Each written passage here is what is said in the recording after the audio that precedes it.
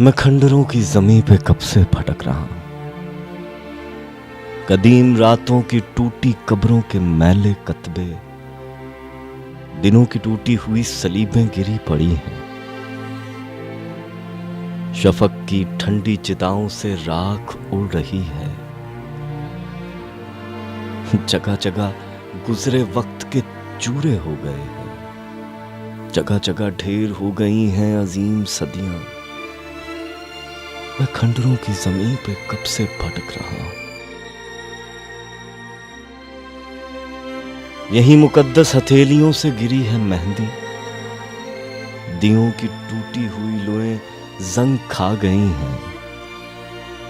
यहीं पे हाथों की रोशनी जल के बुझ गई है। सपाट चेहरों के खाली पन्ने खुले हुए हैं। हरूफ आंखों के मिट चुके हैं।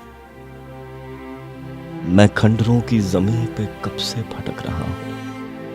यहीं कहीं जिंदगी के मानी गिरे हैं और गिर के खो गए हैं।